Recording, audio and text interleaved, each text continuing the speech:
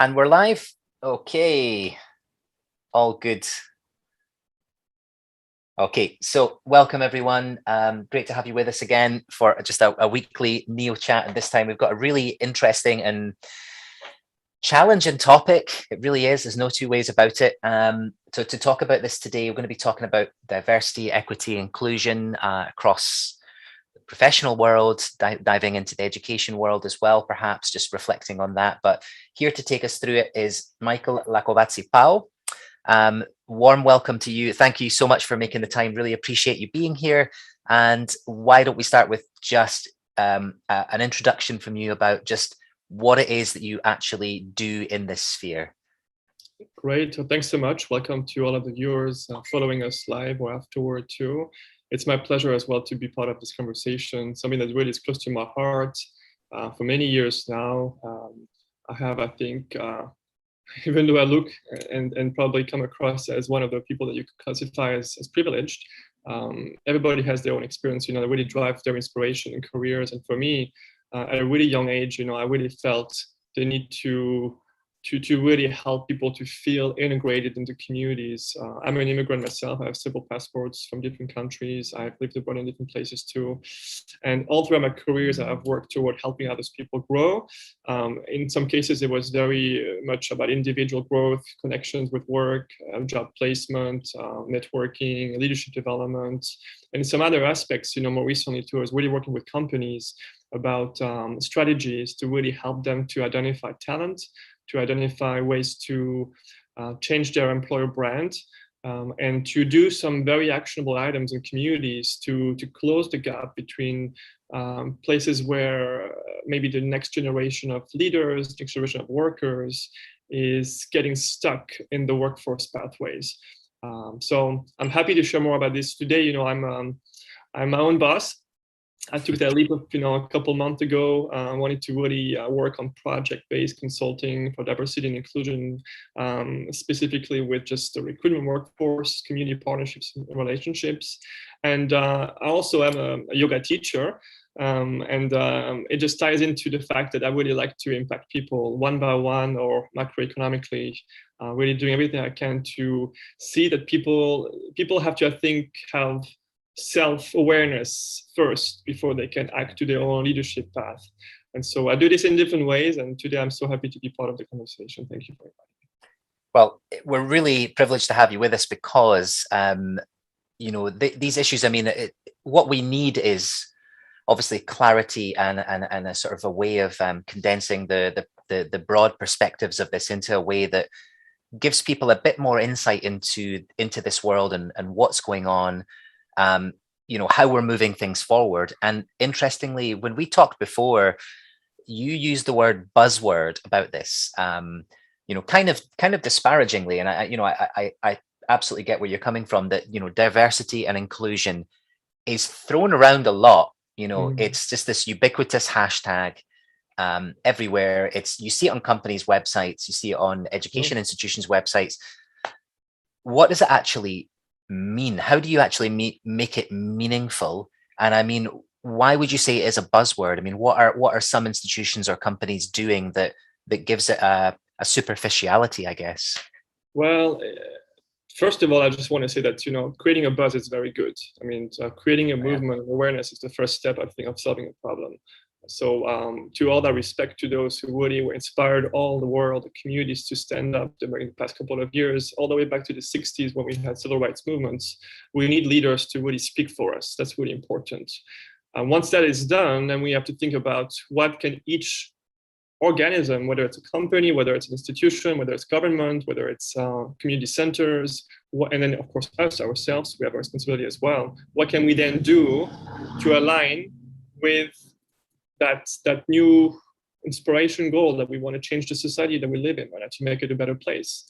So it's a buzzword that needs to continue to live on as long as we need to, until we can find a more equitable place to live. We're not there yet for sure. And so I know that, in the past 2 years specifically, there were so many things happening at once. In the midst of COVID-19 as well, so many changes, so many things happening. It was very chaotic. But I think in the midst of this, definitely there was some awareness that really helped us to see that we needed to do something now, because we've tried before to just speak about the topic diversity. Before it was affirmative action, before it was just a compliant EEO. And of course, we see there's an evolution to even the term itself. Now it's DEI, equity is now part of the equation, and it's belonging as well. So to me, these are evolving terms that are good to reflect on, but the real work has to happen with action, right? And so when you look at what are we doing since to change the game, we have to hold accountable companies who have influence on the media, who have influence on consumerism. We have to influence the education system, which is preparing the next workforce, helping people with a mind to be developed and evolved, to be more embracing, and also to be more prepared to conquer, per se, the next career place for themselves. So I see this as healthy to have a buzz, but I do think that right now, a lot of companies have jumped in the wagon to be part of the solution. Absolutely, people are signing even agreements and commitments and whatnot, and the CEOs are speaking. We'll do this for the next few years, invest as much money into it. Perfect. And then you have all the other companies, maybe not as powerful, not the Fortune 1000, who are also wanting to help. I see a lot of medium-sized companies who have enough resources now to give some thoughts to the issue and to reflect on it.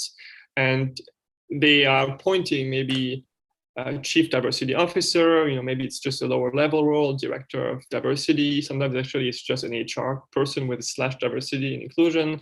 And so we're seeing that the thought and the intention is there. Super happy about that. Then the question is, what is this person going to be doing?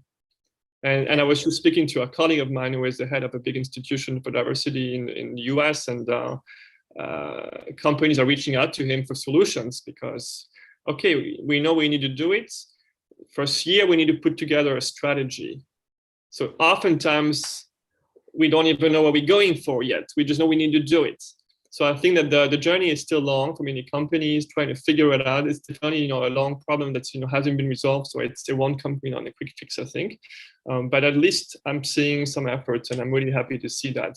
But definitely we need to see more, I think, dollars behind the skin. I still see sometimes companies who are developing, for example, employee resource groups. And then when you ask them what is the budget for those to do their work in addition to their regular work, because it's always a volunteer position eventually. And then they struggle because we were only able to get 5,000 for the whole company, and we have 6 ERGs for 1 year. And then what you're seeing is that you actually, as opposed to helping those, which we call leaders with diverse backgrounds, who are stepping up to step up with the ERG, you actually are creating more work for them and more strains, to help them to be successful, because you're not giving them with the resources. And everything comes down to the same equation, right? Whenever you want to do something successful, you need vision, you need resources, capital, and strategies. So you have to make sure that those 4 things also are happening within the D&I sort of bucket within the company as well. And what do you think about, to me, in my limited experience with this, what I've seen is that it echoes a lot of what you're saying, that the idea is first, okay, we need to do something about this. So you've got the impulse for change, which I agree is great. And it's where we need to start, at least that recognition that and where do we go with this? Allocating budgets, appointing people that are responsible. I mean, these are all obviously, things that must be done. But what I worry about, and I wonder if it's what you're seeing, is that there's too much of a leap towards formulating strategy before adequate time for reflection. Because in my own experience with reflecting on my own journey through this, the difficult part was actually the honest, critical reflection of my own implicit unconscious bias, working through concepts like white fragility and privilege, and learning about things like generational wealth and inequity and all of that. I found that had to take place before I could ever think about the actions I was going to take. And I wonder, I know that you work with mindfulness through yoga and through your work with companies and things as well. Do you find that companies are really kind of prepared to make the space to reflect critically on themselves as individuals and collectively as a company, but also to listen to the voices of those we're trying to, to create space for through all this work. Do you think that there's enough for that? I think that you're right that in order to get change to happen organically in companies, there needs to be education, there needs to be honest conversation about the vision that we're setting for ourselves from now on out as a company. So there needs to be, of course, a bold message from a CEO that says, we may have been successful with our business, but we have failed at reflecting our community. That's the first word that can empower people to think, okay, yes, and now we need to figure out how to bring those two things together, because we know that there is more profitability at stake when you can merge the two together with more diversity. So as opposed to sort of like imposing new policies, new regulations, to saying this is the new quotas you have to meet, that can also push people away very quickly, and you can disrupt the company. And so companies are always going to be weighing, what's right for them, so that they cannot disrupt it, but they are growing in the right direction slowly. And profit will always be the mindset of any companies first. Let's be honest. However, now that we have more what you can call a public pressure, and our recruiters will not be able to hire people anymore if they don't reflect an inclusive workplace, which I think is now to the point where people are saying, can you show me how diverse your company is? And if you're not, if I'm a young person, I may not be interested in company like yours. And that's the real pressure that's going to happen. It's economics in the end, I believe, too. Right? Demographic changes are going to put pressure on companies to make effective changes. So then when you're thinking about implementing new policies for the companies, there needs to be, I think, a very diplomatic approach to saying, this is going to be the way. Along the way, we're going to be listening, adjusting. It may not feel always right, but we need to go in this direction because it's the right way. And for those, I think at one point that will continue to resist, they're going to probably have to slowly exit the company. I think that's the right way also. People are going to have to sort of take some time to adjust, to listen. That's what companies are doing a lot of work, with seminars, with webinars, with speaking engagement, with town halls. They bring speakers, or sometimes they just bring their own roundtables to really open up and have discussions. Because oftentimes, I think the big disconnect is that we don't always understand what's really happening after people leave the office at home. Yeah. The reality is this is where it starts. Why do we have so many kids, who are committing crime? Is because at home there's a stability and there's no support. They don't have directions. So we need to really look at the whole equation. And when you can really open the dialogue and actively listen to your peers about where they're coming with to work, then you might find that, oh wow, I don't even know what this means to me. I never experienced it before. And I understand better now why you come sometimes to work and this little comment may trigger you or may create a defensiveness, And so as opposed to trying to separate us, we have to, I think, understand why we are reacting the way that we are. And there's no quick solution to this right now, in half an hour phone call. But I do believe that the more conversation, the better. And the more we come in the middle, the better as well too. Those people who believe that you can now, it's been such a long time, it's failed, and now it's time to act because it hasn't worked for 30 years.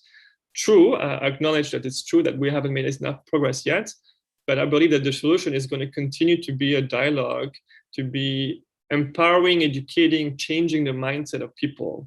And to do this, you have to connect people who normally are not together and find something that you have in common together. I mean, that's one of the biggest things as well. I appreciate that in the end, it's like you say, economics tends to trump almost everything in companies, despite, what the best intentions and things. It's just the reality of the situation. I think there is probably, I don't know if you would agree, but enough awareness now that of the economics of diversity as well. I mean, that of course, more diversity in teams bring in, you bring in the lived experience of others and the different narratives and contexts and backgrounds and, of people. And you have such a much richer, stronger team that are able to see things from different angles and share and grow together. That makes a more successful team, makes a more successful company. I think that argument is generally understood by most companies, but I wonder because the thing what you're talking about is it's all such a journey. It's not a half-day workshop with free sandwiches and right now we all understand diversity and off you go. And You know, I don't know if companies are always prepared for what this really is, you know, in terms of the journey. And I wonder, in the work you've done, what are the strategies and approaches that you've seen or used that seem to make the most impact on change? The things that you find are working, and you know, you might mention as well some of the barriers you've seen as well.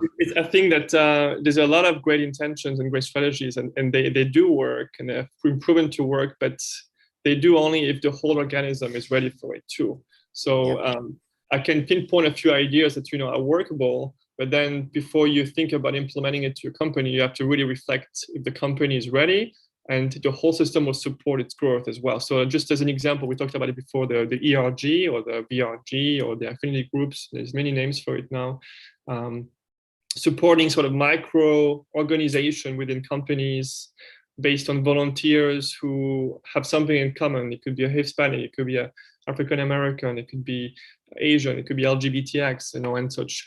And these are very effective because they're giving a voice within the company, and those are responsible for also bringing some awareness to educate people around us about their culture, their way of living, their way of thinking. And I think that's beautiful, for sure. But the ultimate goal in those ERGs too is to elevate people into leadership positions, where we see the biggest gap is at the director level and up, right? So some companies have done a really good job at sort of bringing in more diverse candidates from schools, starting them into at the associate level, and then sort of like the progression stalls. And that's what we're trying to really evaluate, I think, nowadays, is why are we still seeing people of the same color and the gray hair on the board level, you know, and the C-suite level as well. And so I think that sometimes the ERG could be a good example of intention, and definitely it will create a cultural shift if people are participating and engaging. But then those people who are running them too, are they given opportunities to rise after their own work too? So if there is no promotability for them too, or for people who have shown that capacity to be a leader, then again, you're back to the same problem, and you're suppressing something that you tried to empower. And that creates, I think, even more tension too. So that's an example, I think, that could work if the system is ready for really looking at career advancement, track changes, and things like this too. I definitely also, I think, like the idea of being very practical sometimes with diversity. What I've been talking so far is more of the soft skills, the communication, the cultural change. And this takes time because we have to transform people's thoughts and feelings, which are very deeply rooted. But then you also sometimes have to create policies, which are the new law, the new rule of the land. And that say, okay, from now on, we need to have X, Y, and Z ratios, for example, of CVs, resumes that you're reviewing of people of colors, compared to non-people of colors. That can change things for sure. It will force people to be creative, entrepreneurial, in finding more resources to find the right candidates, to then have an equitable place to look at comparable CVs of people who have different backgrounds. You can remove biases also, you know, into CV scanning systems. You can remove biases also in interviewing cycles, you know, and when you bring people of colors into an interview cycle, and then you share, like, what do you think about these candidates? I guarantee you, if you have 3 people interviewing and those 3 people are very diverse, they will say different thing about that person. And then it brings the assessment, the evaluation more, I think, fair to look at objectively this person's capabilities. I also, I think, back to kind of the education topic, since it's also what we're here today, I have seen some companies investing a lot into the education world, believing that, number one, if they don't, there will be workforce gaps, especially in technology or finance. So they are, of course, doing it because it's protecting their own growth, but they're doing it because it's the right thing to do as well, because they are realizing also that if we cannot bring more people of diversity, it's because we're not reaching out to them in the places where they are. So for a long time, companies were still going to the same schools for 20 years to do campus recruitment. And there are so many more education systems to pull talent from. And sometimes you have the right strategy, just have to find a different target. Simple sometimes, you know, but you have to have a leader who is going to also accept that when you're creating change, there will be resistance, there will be failures as well. And I remember this conversation. I used to work, you know, in Chicago, and we work with many universities locally there. And I remember that some of them would always try to do a diversity fair so that their students can find jobs with big companies. And there were some resistance from companies to go in those campuses because they were thinking that the students were maybe not strong enough for what the job requires. Fair point, maybe, because we have to make decisions based on performance anyway and matching. But you start with this mindset, you don't even give anybody a chance. Yeah. And that's a big gap right there, right? So there's things you can change there. And I think that also at the same time, the education system also has a responsibility to preparing students who may come from difficult neighborhoods and areas to help them see their path for their own careers, not just get them to do a 4-year degree because it brings revenues to the university campus, which happens sometimes too, but really because it's the right track for them so they can succeed.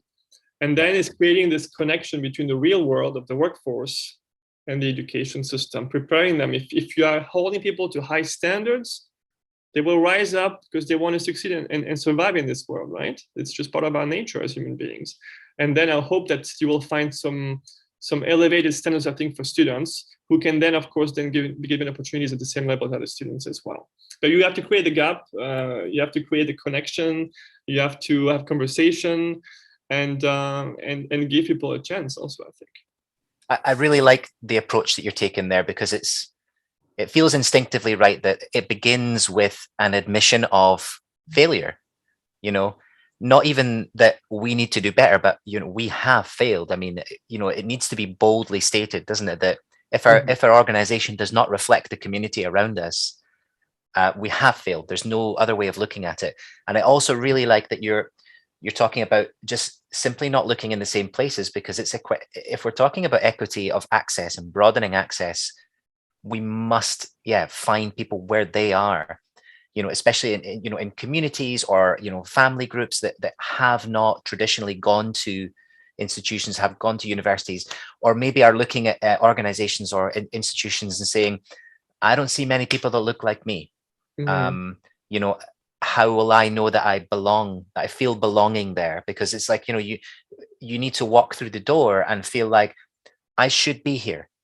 I should be here. I see other people. And we talk about this in education, about ideals as well, about, obviously adjusting the curriculum, and the content has to be in there. In Scotland, LGBT history is now mandated on the curriculum. In Wales, Black history is on the curriculum as an obligation in every single school.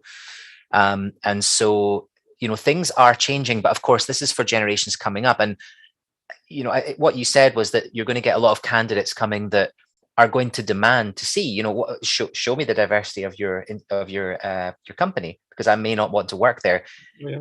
I feel like upcoming generations are quite much more mindful now, but it's just this, this situation right now. I've got hope for the future, but we need to move faster, don't we? I mean, how do you know that an organization is ready? You said, we want to know that they're ready before we start actually going on this journey together.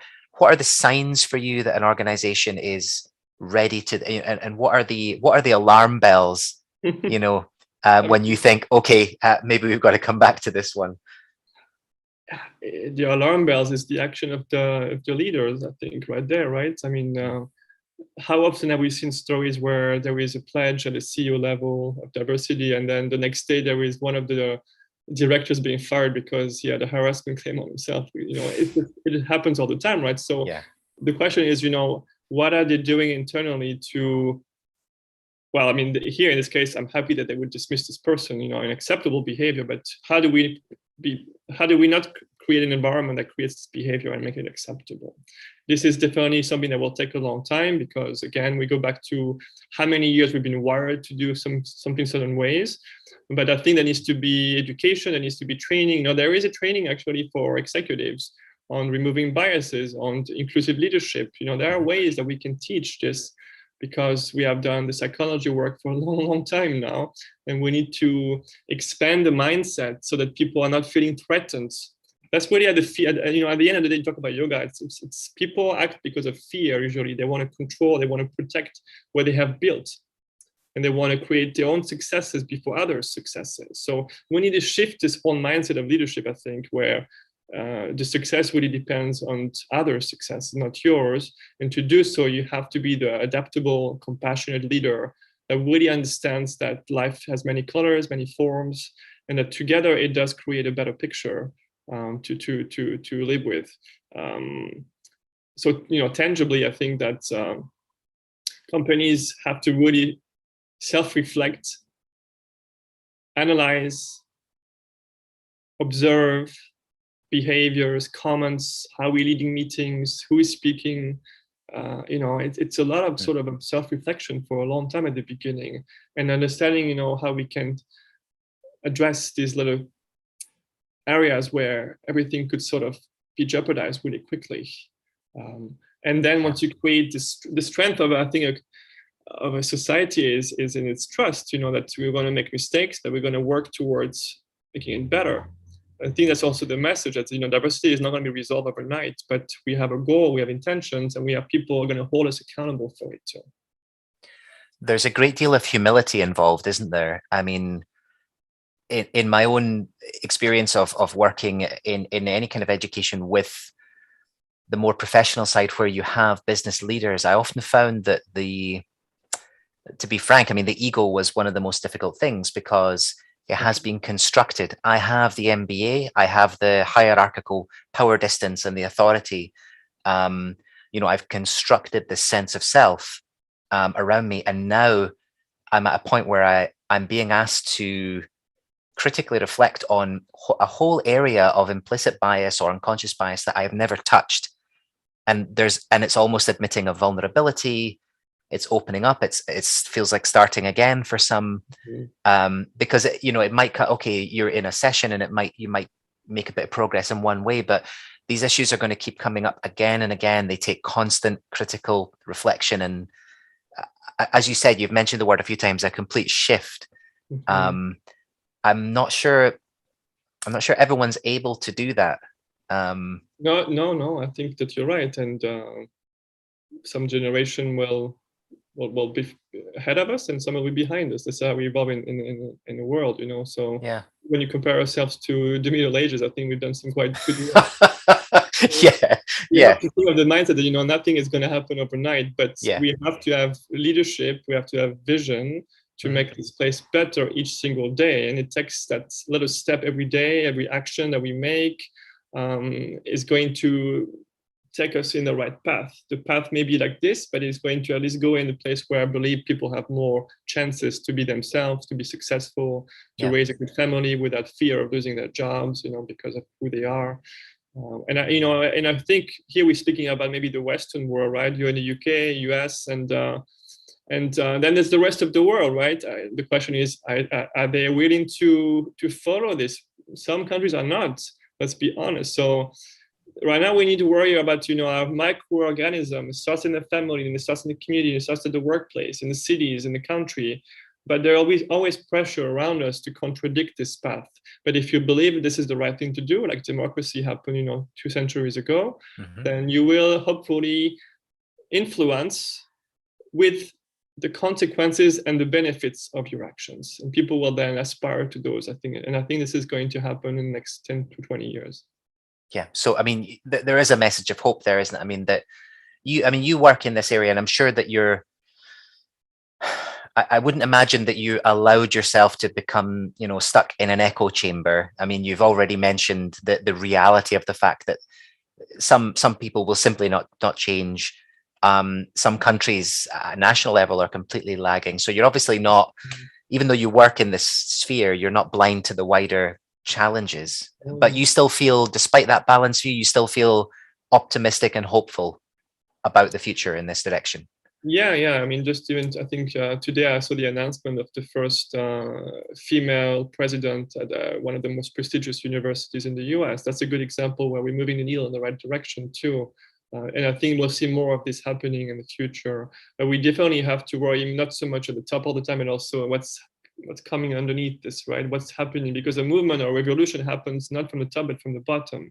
And so we need to make sure we are removing resistance, removing barriers, stress, that is creating too much tension that divides people. And I know it's difficult because we also are in the midst of a pandemic, in the midst of inflation, recent news as well. And there's always something that's going to disrupt us, but we have to keep the march going, I think.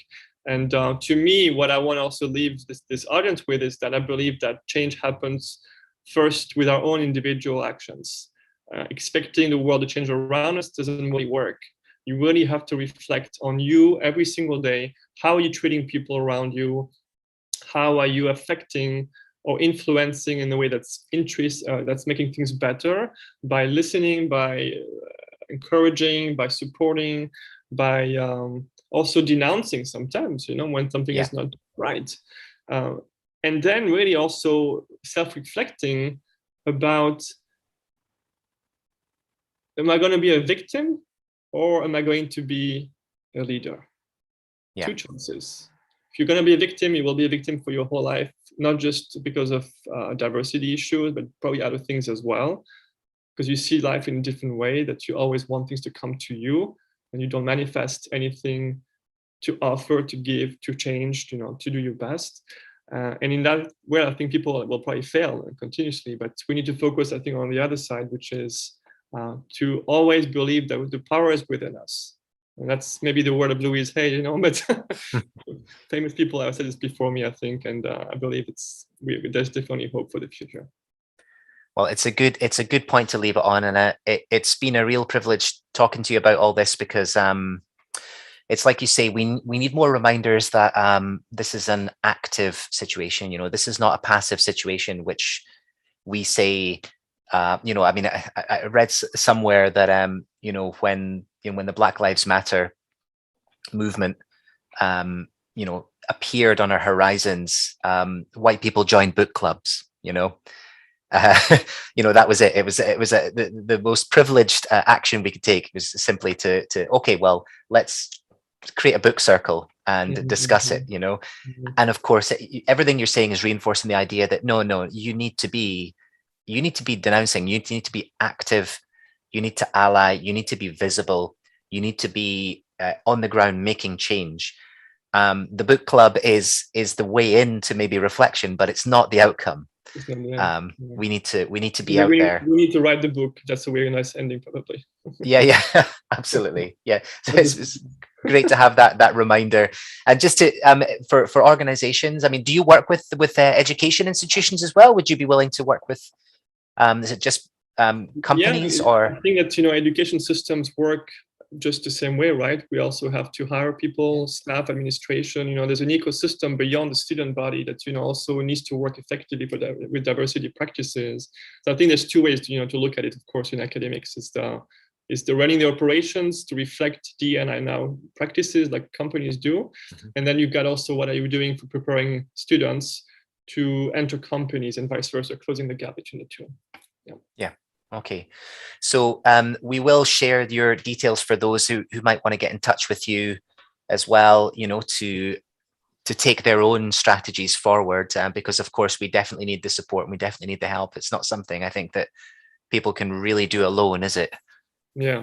And I think on top of this, in the past 2 years, there's another topic, which is mental health, right? That's coming up very strong as well. So because of what's happening, and people are very vulnerable nowadays. So we have to look at the whole picture to really create change. We have to really be compassionate, I think, and understanding that we're all in the same place now. Well, thanks Michael, again for having me. Thank you very much. It's been an absolute pleasure, and look forward to talking to you again sometime. Yeah, thanks very much. Bye-bye. Thank you.